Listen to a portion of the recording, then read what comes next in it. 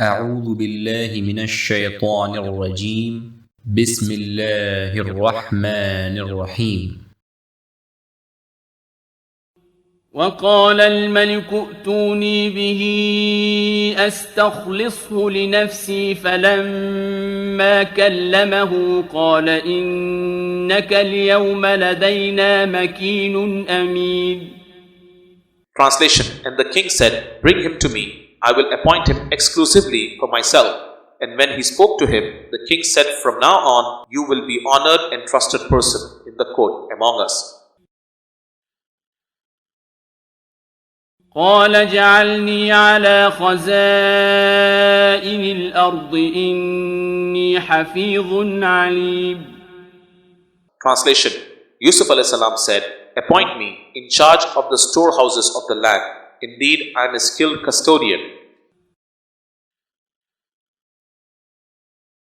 وكذلك مكنا ليوسف في الأرض يتبوأ منها حيث يشاء نصيب برحمتنا من نشاء ولا نضيع أجر المحسنين. Translation. And thus we gave control to Yusuf alayhi salam over this land wherein he might live wherever he wished. We confer our mercy on whomever we wish, and we do not waste the reward of the virtuous. ولأجر الآخرة خير للذين آمنوا وكانوا يتقون. Translation. And the reward of the hereafter is the best for those who believe and are consistent in righteousness.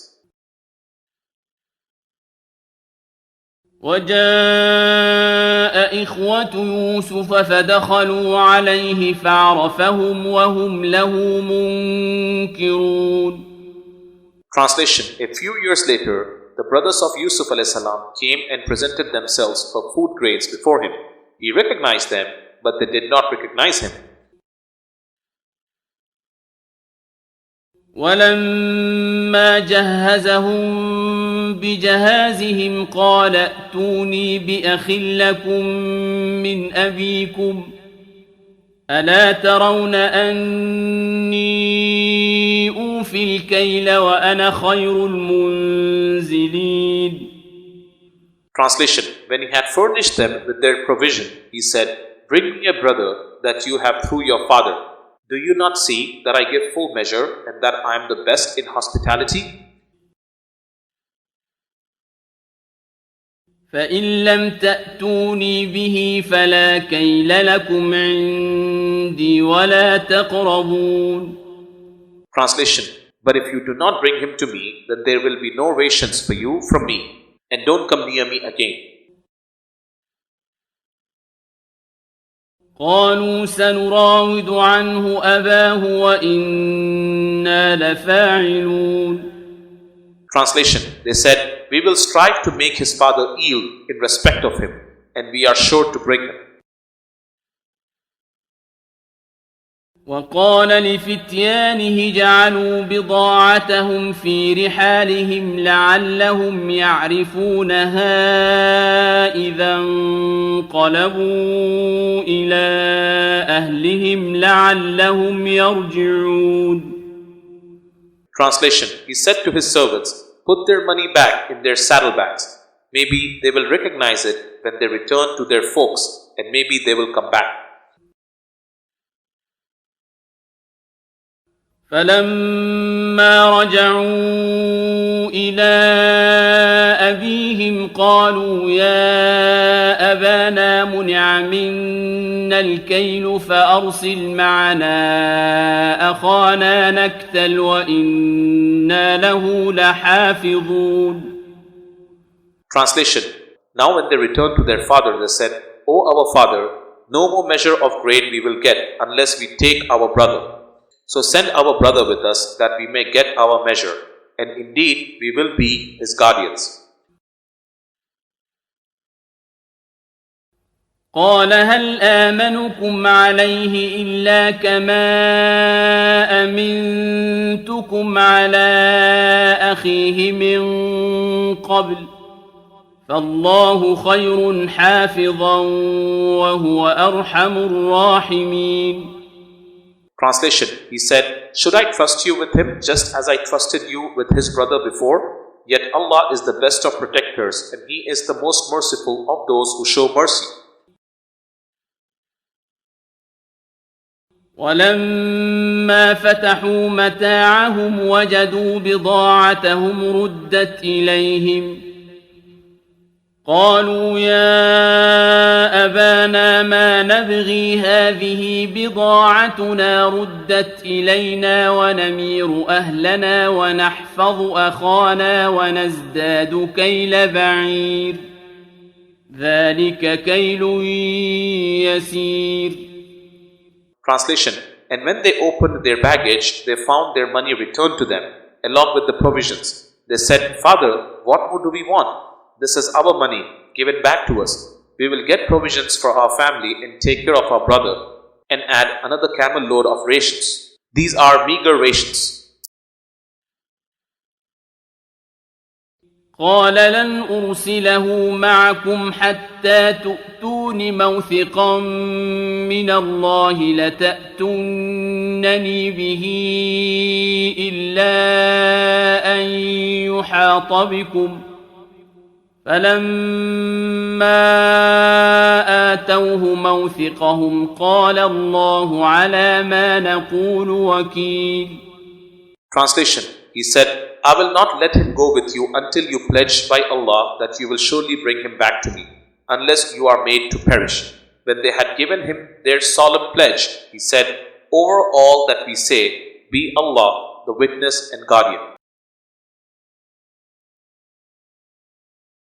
وقال يا بني لا تدخلوا من باب واحد وادخلوا من أبواب متفرقة وما أغني عنكم من الله من شيء إن الحكم إلا لله عليه توكلت وعليه فليتوكل المتوكلون. Translation: Then he told his sons, O my sons, do not enter the town by a single gate, but enter from different gates.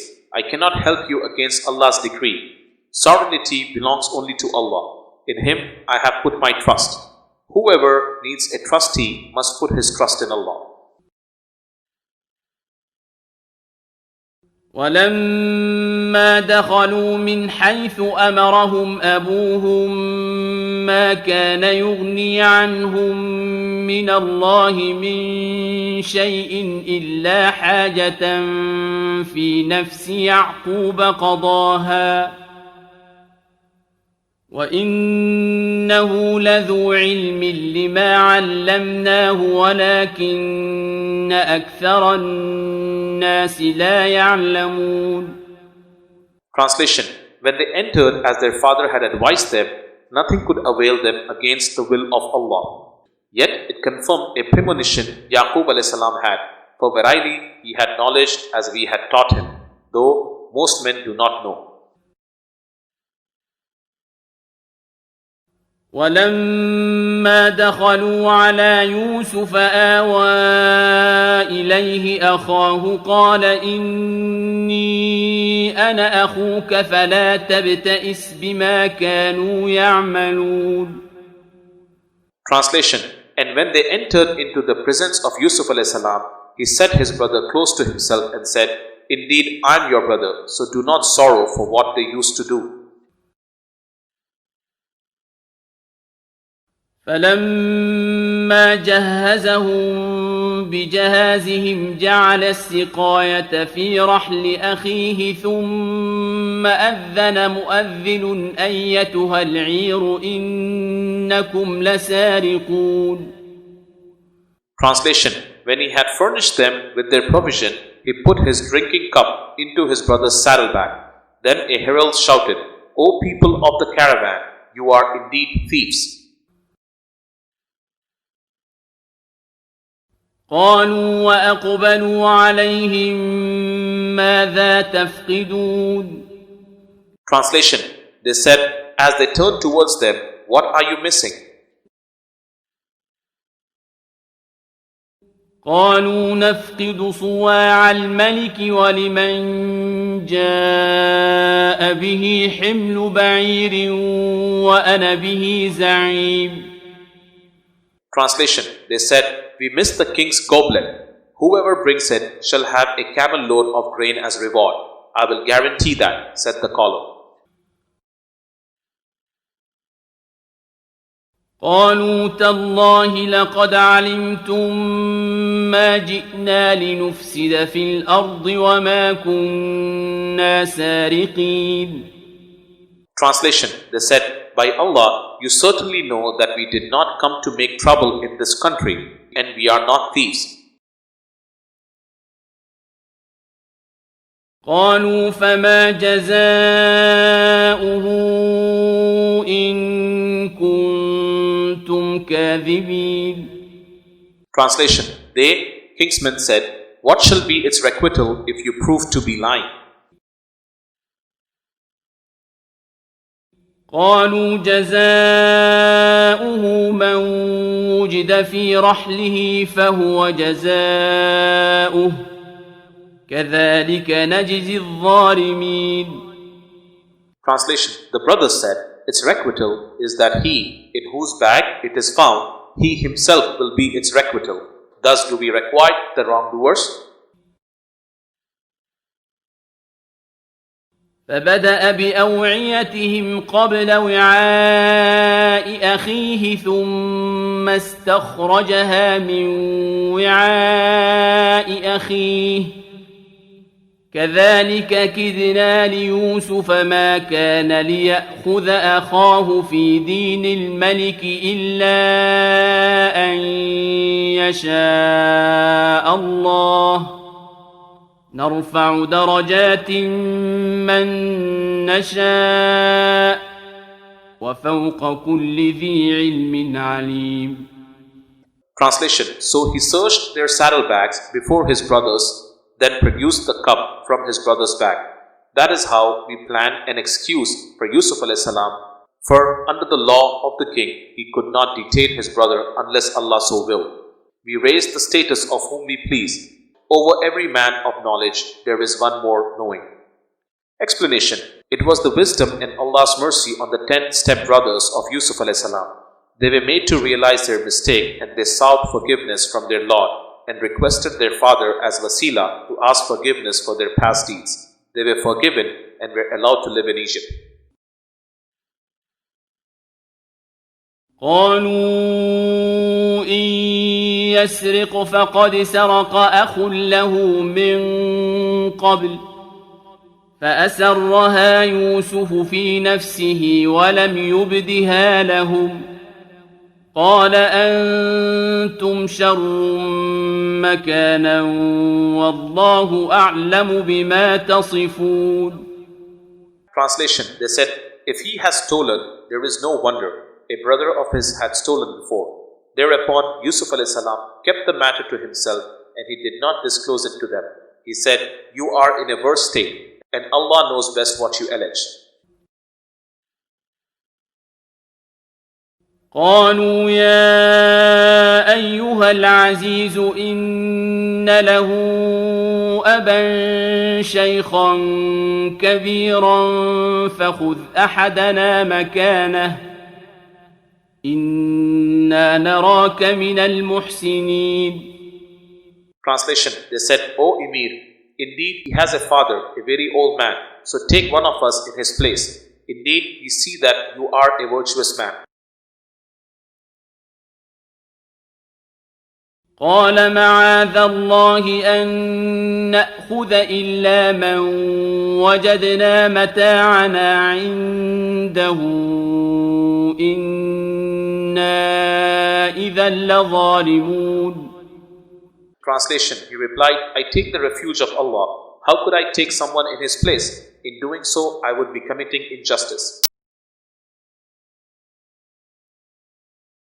فلما استيئسوا منه خلصوا نجيا قال كبيرهم ألم تعلموا أن أباكم قد أخذ عليكم موثقا من الله ومن قبل ما فرطتم في يوسف فلن أبرح الأرض حتى يأذن لي أبي أو يحكم الله لي وهو خير الحاكمين.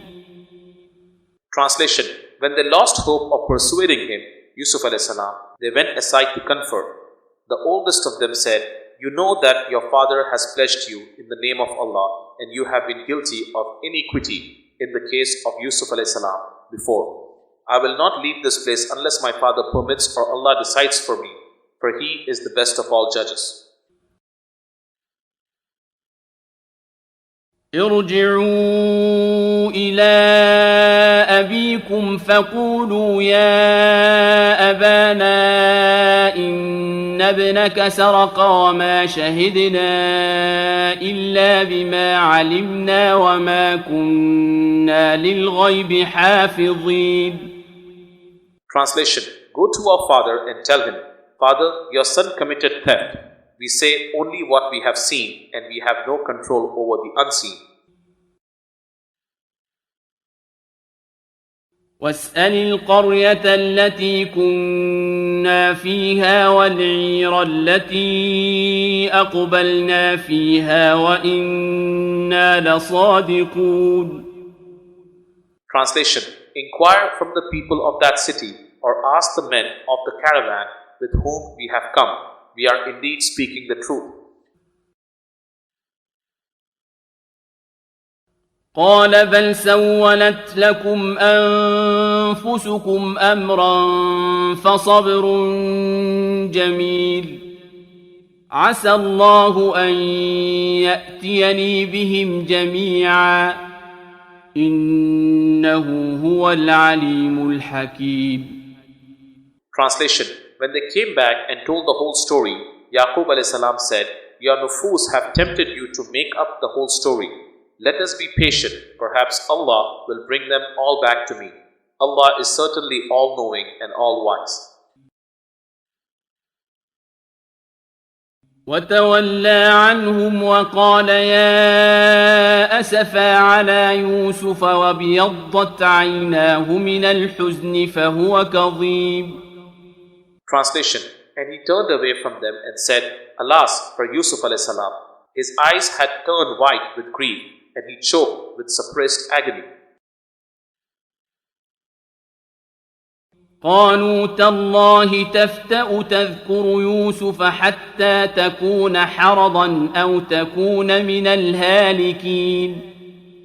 Translation: They said, "You always remember Yusuf alayhi salam. It will either make you sick or you may die in this grief." قال إنما أشكو بثي وحزني إلى الله وأعلم من الله ما لا تعلمون. Translation: He replied, "I only complain of my anguish and grief to Allah. I know from Allah what you do not know." يا بني يذهبوا فتحسسوا من يوسف وأخيه ولا تيأسوا من روح الله إنه لا ييأس من روح الله إلا القوم الكافرون. Translation: Go, my sons, and look for Yusuf alayhi salam and his brother, and do not give up on Allah's mercy. Indeed, no one loses hope of Allah's mercy except the faithless Lord. فلما دخلوا عليه قالوا يا أيها العزيز مسنا وأهلنا الضر وجئنا ببضاعة مزجاة فأوف لنا الكيل وتصدق علينا إن الله يجزي المتصدقين. Translation: When they reached Yusuf alayhi salam, they said, "O Amir, distress has struck us and our family, and we have come with meager capital. But you give us full measure and be charitable to us. No doubt Allah rewards the charitable. قال هل علمتم ما فعلتم بيوسف وأخيه إذ أنتم جاهلون. Translation. He said, have you realized what you did to Yusuf alayhi salam and his brother when you were senseless? قالوا أئنك لأنت يوسف قال أنا يوسف وهذا أخي قد من الله علينا إنه من يتق ويصبر فإن الله لا يضيع أجر المحسنين. Translation. They said, are you really Yusuf alayhi salam? He said, I am Yusuf alayhi salam and this is my brother. Certainly Allah has shown us His favor. Certainly he who fears Allah is patient. Allah does not waste the reward of the virtuous. قالوا تالله لقد آثرك الله علينا وإن كنا لخاطئين. Translation. They said, by Allah, Allah has certainly preferred you over us and we have indeed been erring. قال لا تثريب عليكم اليوم يغفر الله لكم وهو أرحم الراحمين. Translation. He said, there shall be no reproach on you today. Allah will forgive you and He is the most merciful of those who show mercy. اذهبوا بقميصي هذا فألقوه على وجه أبي يأت بصيرا وأتوني بأهلكم أجمعين. Translation. Take this shirt of mine and put it upon your father's face. He will regain his sight and bring me all your folks. ولما فصلت العير قال أبوهم إني لأجد ريح يوسف لولا أن تفندون. Translation. As their caravan set off from Egypt, their father said, I sense the scent of Yusuf alayhi salam. If you will not consider me a Sinai. قالوا تالله إنك لفي ضلالك القديم. Translation. His people said, by Allah, you are still making the same old error. فلما أن جاء البشير ألقاه على وجهه فارتد بصيرا قال ألم أقل لكم إني أعلم من الله ما لا تعلمون. Translation. When they, the bearer of good news, arrived, the shirt was placed on his Yaqub alayhi salam's face and he regained his sight. He said, did I not tell you, I know from Allah what you do not know? قالوا يا أبانا استغفر لنا ذنوبنا إنا كنا خاطئين. Translation. They, the son said, O our father, pray for us that our sins be forgiven, for we were really erring.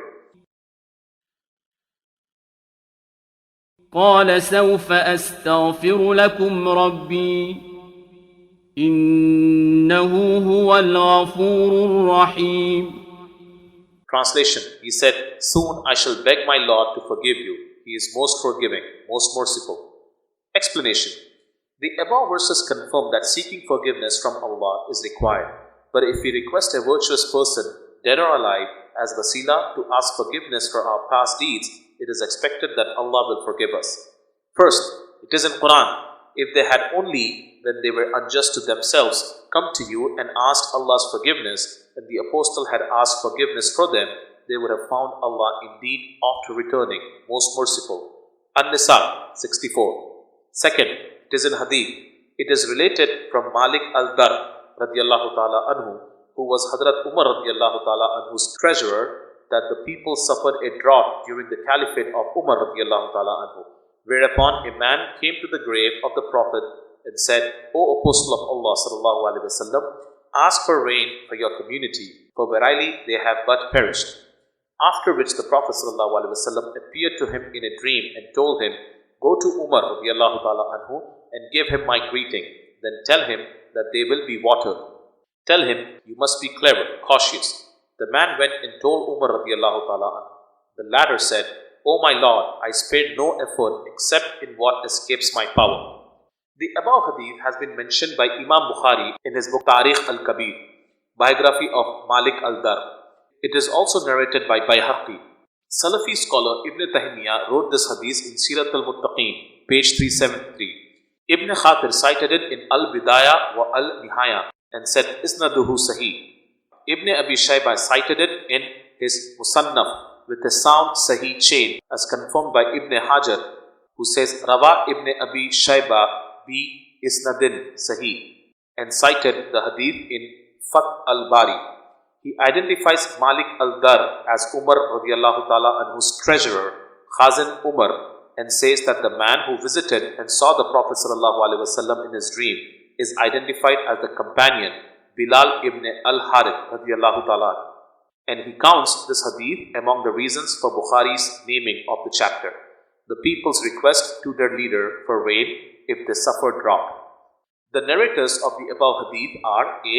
Abu Muawiyah, B. Imam Amash, C. Abu Salih Abd al-Rahman bin Sa'id, D. Malik bin Ayyad al-Dar. All of them are considered as authentic and famous narrators of a hadith, whose narrations were taken by Bukhari, Muslim, Abu Dawud and others. Third, Imam Malik has asked the following question by Caliph Abu Ja'far al-Mansur. Shall I face the Qibla with my back towards the grave of the Apostle of Allah sallallahu alaihi wasallam when making dua after salams? He replied, how could you turn your face away from him sallallahu alaihi wasallam when he is the means wasila of your and your father Adam alayhi salam's forgiveness to Allah on the day of resurrection? Nay, face him and ask for his intercession, istashfi bihi, so that Allah will grant it to you as he said. If they had only, when they were unjust to themselves, come to you and asked Allah's forgiveness, an apostle had asked forgiveness for them, they would have found Allah indeed after returning most merciful. An-Nisa 64. The above is narrated by Al-Qadi Iyad in Al-Shifa 2-92-93, Subki in Shifa al-Siqam, Khastalani in Al-Mawahib al-Ladunya, Ibn Jama' in Hidayat al-Salik, Haythami in Al-Jawhar al-Munazzam, and Tuhfat al-Zuwar and others.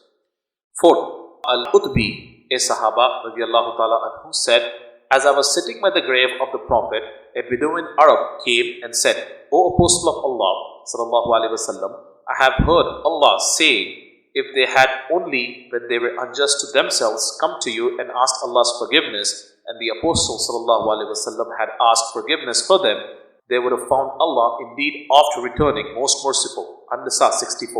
So I have come to you asking forgiveness for my sins, seeking your intercession with my Lord. Then he left, and I dozed and saw the Prophet ﷺ in my sleep. He said to me, O Utbi radiallahu ta'ala anhu, run after the Bedouin and give him glad tidings that Allah has forgiven him. The above report is graded as mashhur, established and well known, and narrated by Nawawi Adkar, Al-Majmu' 8-217, and Al-Ida fi Manasik Al-Hajj, chapters on visiting the grave of the Prophet ﷺ. Ibn Jama' Hidayat al-Salik 3-1384, Ibn Akhil al-Tadhkir al-Mughni, Al-Qurtubi Tafsir of 4-64 in Ahkam al-Quran 5-265, Samhudi Khulusat al-Wafa, Ibn Khatir Tafsir 2-306, Taqi al-Din al-Subki, Ibn al-Jawzi, Muthir al-Gharam al-Sakin, Ila Ashraf al-Amakin, page 490, Ibn Hajar al-Haythami, Al-Jawhar al-Munazzam, commentary on Nawawi's Ida and others. Fifth, it is in Hadith, narrated by Al-Hakim had Abu Ayyub al-Ansari radiallahu ta'ala anhu, placed his forehead on the grave of Prophet Muhammad sallallahu alaihi wasallam. Marwan ibn al-Hakam saw him and held his neck. Abu Ayyub radiallahu ta'ala anhu said, I did not come to the stone. I came to the Apostle of Allah sallallahu alaihi wasallam. I heard the Apostle of Allah sallallahu alaihi wasallam say, do not weep for Islam if the qualified people were in charge, but weep for it if it was under the charge of unqualified.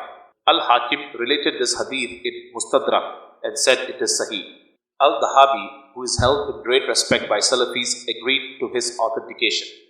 From the above, it is proved that we can request for assistance, istishwa, from awliya Allah, Sahaba and Prophets who have died, and we also get the required assistance from them. Sixth, it is in Quran, your guardian or solver of grievances can be Allah and His Apostle sallallahu alaihi wasallam, and those who believe, who establish salah and pay zakat and bow down in prayer. Al-Maidah 55. فلما دخلوا على يوسف آوى إليه أبويه وقال ادخلوا مصر إن شاء الله آمنين. Translation: When they went back to Yusuf alayhi salam, he gave his father and mother a place of honor and said, enter Egypt in peace by the will of God. Explanation: Prophet Yusuf alayhi salam's mother's name was Rahil alayhi salam. It is reported that Prophet Yusuf alayhi salam and his mother were the most beautiful persons on planet Earth. Yusuf alayhi salam's brother's name was Binyamin alayhi salam, who was also a prophet. Some reports suggest that Yusuf alayhi salam's mother had died during the delivery of his younger brother Binyamin alayhi salam. Thus, the parents who visited Yusuf alayhi salam consisted of his father and stepmother, who was the mother of his 10 stepbrothers. ورفع أبويه على العرش وخروا له سجدا وقال يا أبت هذا تأويل رؤياي من قبل قد جعلها ربي حقا وقد أحسن بي إذ أخرجني من السجن وجاء بكم من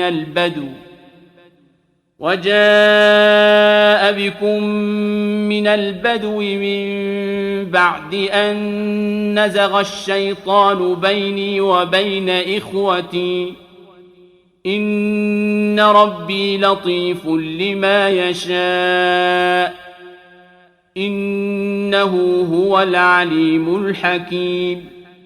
Translation: And he seated his parents high upon the throne, and they fell down prostrate before him. He said, Father, this is the interpretation of my dream seen long time ago, which my Lord has made come true. He was certainly gracious to me when he brought me out of the prison and brought you over from the desert, after that Satan had incited ill feeling between me and my brothers. Indeed, my Lord is all attentive in bringing about what he wishes. Indeed, he is the all-knowing, all-wise. رب قد آتيتني من الملك وعلمتني من تأويل الأحاديث فاطر السماوات والأرض أنت ولي في الدنيا والآخرة توفني مسلما وألحقني بالصالحين. Translation: My Lord, you have granted me a share in the kingdom and taught me the interpretation of dreams. O originator of the heavens and earth, you are my guardian in this world and in hereafter. Let my death be in submission to you as Muslim, and unite me with the righteous. ذلك من أنباء الغيب نوحيه إليك وما كنت لديهم إذ أجمعوا أمرهم وهم يمكرون. Translation: These are the news of the unseen which we reveal to you, O Prophet sallallahu alaihi wasallam, and you were not with them when they conspired together and schemed. وما أكثر الناس ولو حرصت بمؤمنين. Translation: But most men will not believe, though you desire it eagerly. وما تسألهم عليه من أجر إن هو إلا ذكر للعالمين. Translation: You do not ask them any reward for it. It, the Quran, is a reminder for all the nations. وكأين من آية في السماوات والأرض يمرون عليها وهم عنها معرضون. Translation: And how many signs in the heavens and the earth do they pass by, yet they turn away from them. وما يؤمن أكثرهم بالله إلا وهم مشركون. Translation: And most of them believe not in Allah, except that they attribute partners with Him. أفأمنوا أن تأتيهم غاشية من عذاب الله أو تأتيهم الساعة بغتة وهم لا يشعرون. Translation: Then do they feel secure that they will not come to them an overwhelming punishment from Allah, or that the hour will not come upon them suddenly while they are unaware? قل هذه سبيلي أدعو إلى الله على بصيرة أنا ومن اتبعني وسبحان الله وما أنا من المشركين. Translation: Say, This is my way. I invite to Allah with insight, sure knowledge, I and those who follow me. And exalted is Allah, and I am not of those who associate partners with Him. وما أرسلنا من قبلك إلا رجالا نوحي إليهم من أهل القرى أفلم يسيروا في الأرض فينظروا كيف كان عاقبة الذين من قبلهم ولدار الآخرة خير للذين اتقوا أفلا تعقلون. Translation: All the apostles we had sent before you were persons residents of those regions to whom we sent our revelations. Have they not traveled on the earth and seen what befell upon the people before them? Surely the abode of the hereafter is better for those who fear straying from the right path. Do you not understand? حتى إذا استيأس الرسل وظنوا أنهم قد كذبوا جاءهم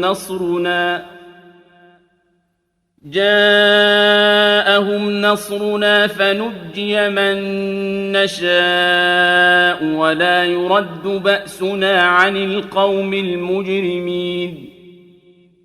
Translation: When the apostles were discouraged by their people and were certain that they had been denied our help, came to them, and we saved whomever we wished, but the guilty ones cannot escape our wrath.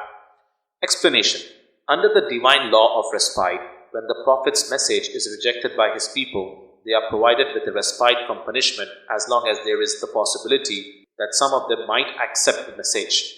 But when there is no hope and only evil elements remain among them, the collective punishment comes. The virtuous people, the followers of the prophets, are separated from the evil ones, and the entire evil lot is discarded. Even the collective punishment is the mercy of Allah on future generations of the people who have accepted the faith, because if they had survived, their children would have troubled the children of the people who had accepted the faith. لقد كان في قصصهم عبرة لأولي الألباب ما كان حديثا يفترى ولكن تصديق الذي بين يديه وتفصيل كل شيء وهدى ورحمة لقوم يؤمنون. Translation: There is certainly a moral in there the Prophet's accounts for those who possess intellect. This Quran is not a fabricated discourse. Rather, it is a confirmation of what was revealed before it and a detailed explanation of all things, and a guidance and mercy for a people who have faith. صدق الله العلي العظيم وصدق رسوله النبي الكريم صلى الله عليه وآله وسلم.